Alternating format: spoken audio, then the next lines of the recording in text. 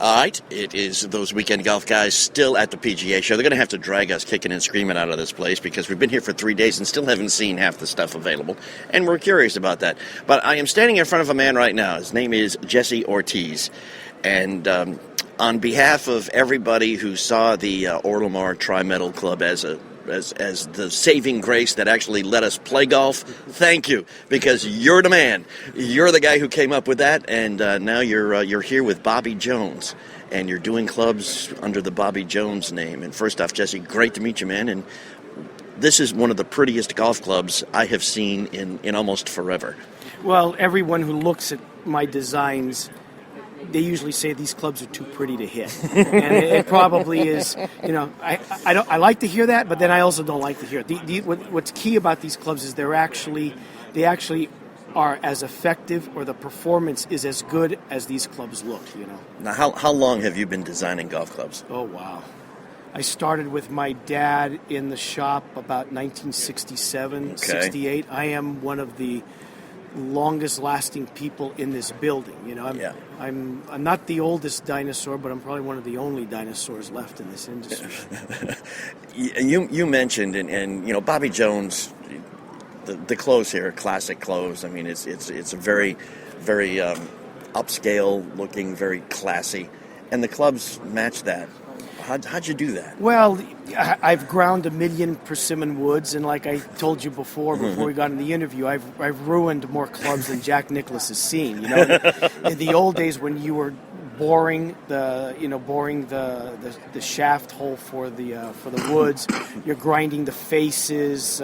Every step in making a persimmon wood, if you did it wrong, that club became firewood. So over decades of hand grinding wood clubs, I was able to pick up an eye where everyone who grabs my clubs and puts it down at the address position immediately knows that those clubs are mine. They're from a craftsman who has worked on woods for decades, and there's just a soul about my clubs that people say is immediately identifiable.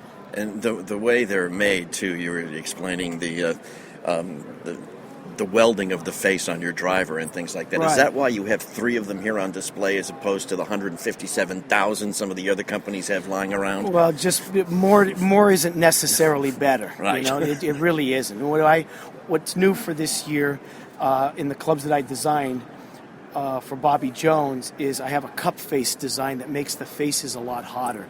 One thing people need to know is under the Bobby Jones name, it's my mandate to create clubs that have an aesthetic or timeless beauty, that if Bobby Jones were alive today, he could put the club down at the address position and say, hey, I can play with this. Right. You can see these are really classic-looking clubs.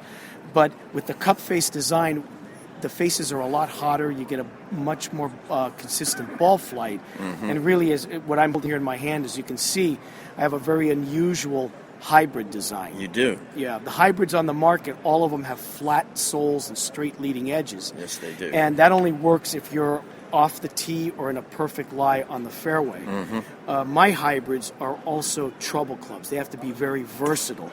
So they have a tremendous amount of contour, very rounded leading edge, very rounded sole, so the heel and toe don't grab in the rough or in fairway traps or on side heel lies. The other thing that I believe that's very different from the other manufacturers is I really believe that hybrids should be designed to replace your long irons. Right. It may sound like a simple concept, but everyone here seems to forget about that. So, because that was what created hybrids to begin with, wasn't it? That's exactly right. Yeah. The problem is that as the manufacturers start recycling their hype, they start getting into more distance, and really with hybrids you need to be thinking more accuracy. If hybrids are designed to really replace most of your irons, your irons are really accuracy clubs. They aren't distance clubs. If you're too far away from the green to hit your 7-iron, well, what you should do is grab your 6-iron and put the same swing on it. A lot of the manufacturers have forgotten about that. Same thing with hybrids. If you're too far away for a 25 degree, grab a 21 and accept the distance that club gives you. I'm in that vein. I am the only manufacturer in the industry who is making a hybrid that is lie angle adjustable, just like your irons.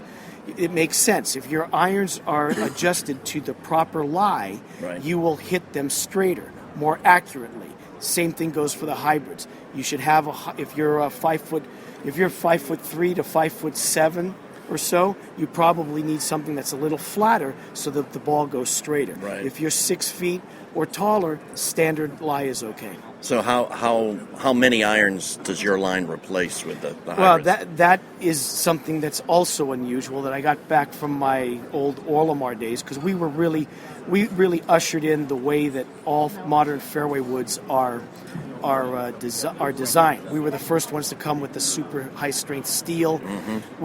We married dissimilar metals in a design. One of the other things people may forget about the Tri-Metals that I came out with is that we went all the way up to a 35 degree. So we made Tri-Metal fairway woods that would actually replace up to the 7 iron. Okay. And we've done that today. So we make an 18, 21, 25, 30, and 35. So that takes care of irons pretty much from around a 2 to 3, to about a 6 to 7 iron. So how are these available? Is it a boxed set? You come in and you buy one piece to replace what you do, or you can buy one piece at a time. They'll be available up on the website on February 1st. The website is being redone right now, and will be also available at some of the finer country clubs and shops. Most of the apparel accounts will be featuring the product. And is this bag you have, is that something else they're selling, or is that just for display in the booth? No, that's for display, but we've gotten enough reaction from it that maybe by the end of the year we'll start getting into the bag business too. Jesse Ortiz, you have outdone yourself. Well, you really have, man. Thank you. I appreciate the comments. And Thanks it's an honor to meet you. No. And we appreciate it. Thank you for your time. Thank you. Thank you so much. It's fabulous. Thank you. Okay. Biggs, thank you. Yes, Thank you. Thank you, Jesse. Thank